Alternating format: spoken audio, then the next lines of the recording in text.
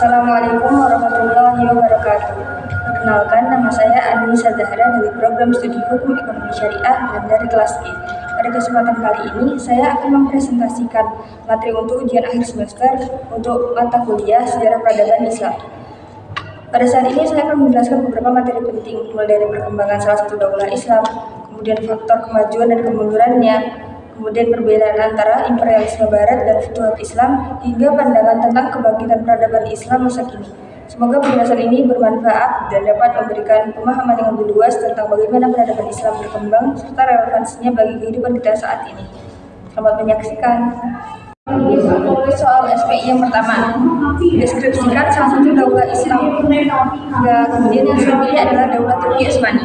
Proses berdirinya, Daulah Turki Utsmani didirikan pada tahun 1299 Masehi oleh Utsman bin Ertugrul, seorang pemimpin suku Oghuz Turki. Pada awalnya hanya berupa kerajaan kecil di wilayah Anatolia bagian barat. Melalui strategi diplomasi, perang, dan penyatuan suku-suku Turki, lainnya meluas. Kekhalifahan kemudian berpindah ke Utsmani pada tahun 1417 Masehi, setelah Sultan Selim I mengalahkan dinasti Mamluk. Kemudian masa kejayaannya, masa kejayaan Daulah Utsman yang terjadi pada abad 16 sampai 17 Masehi, terutama pada masa yang pertama Sultan Muhammad Al-Fatih dalam kurun Mehmed I yang menaklukkan Konstantinopel. Terus kemudian yang kedua, Sultan Sulaiman Al-Qanuni, puncak kekuatan hukum, militer, ekonomi, dan kebudayaan. Ciri masa kejayaan, wilayahnya membentang dari Asia Barat, Afrika Utara, Balkan, dan Eropa Timur. Kemudian kemajuan dalam arsitektur berupa Masjid Sulaimaniyah, ilmu pengetahuan militer, dan administrasi negara. Kemudian faktor kemundurannya, beberapa penyebab kemundurannya, yang pertama korupsi dan lemahnya administrasi setelah abad ke-17. Yang kedua, politik istana yang kacau, munculnya perebutan kekuasaan. Yang ketiga, ketertinggalan teknologi dan militer dibanding Eropa. Yang keempat, intervensi negara-negara Barat, Inggris, Prancis, dan Rusia. Yang kelima, gerakan nasionalisme di wilayah jajahan. Yang keenam, beban ekonomi berat, utang luar negeri, dan kegagalan reformasi kehaziman. Dan kemudian akhirnya runtuh pada tahun 1924 setelah kekhalifahan resmi dihapus. Kemudian soal yang kedua, materi SPI yang paling menarik dan memberikan inspirasi. Materi SPI yang paling menarik bagi saya adalah kejayaan peradaban Islam di Andalusia. Negeri itu menunjukkan bahwa Islam mampu membangun peradaban yang sangat maju dalam ilmu pengetahuan, teknologi, toleransi, dan kehidupan sosial. Kota seperti Cordoba menjadi pusat keilmuan terbesar di dunia saat itu. Memiliki perpustakaan besar, universitas dan ilmuwan di berbagai bidang, kedokteran, astronomi, matematika. Inspirasi yang bisa diambil adalah bahwa Islam mampu menjadi motor kemajuan ketika mengutamakan ilmu, toleransi, dan kerja keras. Kemudian soal yang ketiga, kemajuan dan kemunduran daulah Islam. Yang pertama, faktor-faktor kemajuan daulah Islam. Yang pertama, pemimpin yang kuat, adil, dan visioner. Yang kedua, ilmu pengetahuan berkembang pesat, kemudian didukung para ilmuwan. Yang ketiga, sistem ekonomi yang stabil dan perdagangan internasional. Yang keempat, toleransi terhadap non-muslim sehingga peradaban berkembang damai. Yang kelima, militer yang disiplin dan kuat. Yang keenam, hukum yang tegas dan teratur. Yang ketujuh, semangat jihad dan persekutuan umat. Faktor-faktor kemunduran daulah Islam. Yang pertama, kelemahan pemimpin, banyak yang tidak kompeten. Yang kedua, konflik internal, rebutan tahta dan perpecahan.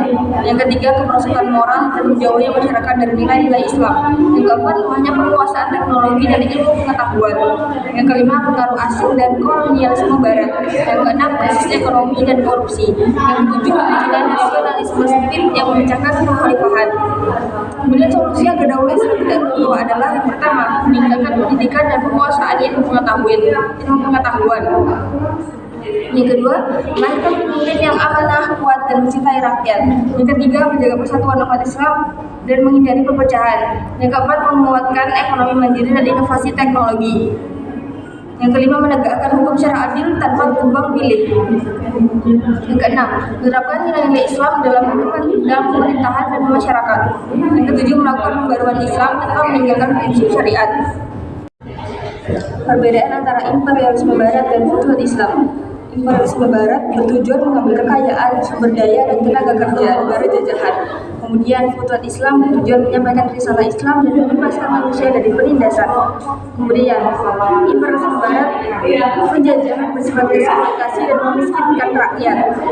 Kemudian Futuhat Islam tidak merusak tetapi membangun, menyebarkan keadilan dan ilmu. Kemudian Barat memaksakan budaya, agama, dan ideologi Barat. Kemudian Islam tidak memaksakan agama, non-Muslim diberi kebebasan beribadah. Kemudian Barat menggunakan kekerasan brutal dan penindasan. Kemudian Islam, peperangan hanya jika ditindas. Banyak futuhat dilakukan melalui diplomasi. Kemudian penjajahan Barat, yaitu banyak sekali rakyat jajahan dicabut hak-haknya, masyarakat diberi perlindungan, keamanan, dan keadilan. Yang terakhir, soal nomor 5, banyak yang berpendapat peradaban Islam akan dimulai dari Indonesia. Jika setuju, saya setuju. Maka alasannya adalah yang pertama, jumlah muslim terbesar di dunia adalah di Indonesia. Dan yang kedua, keragaman yang besar tetapi mampu hidup damai. Kemudian yang ketiga, pertumbuhan ekonomi kuat dan posisi strategis di Asia. Yang keempat, kemajuan pendidikan Islam, pesantren modern, universitas Islam terbuka. Yang kelima, Indonesia menjadi contoh Islam yang santun dan toleran, cocok sebagai peradaban modern. Sekian saja presentasi untuk materi ujian akhir semester dari saya. Apabila ada salahnya maka itu dari saya, apabila ada lebihnya maka itu dari Allah. Terima kasih. Wassalamualaikum warahmatullahi wabarakatuh.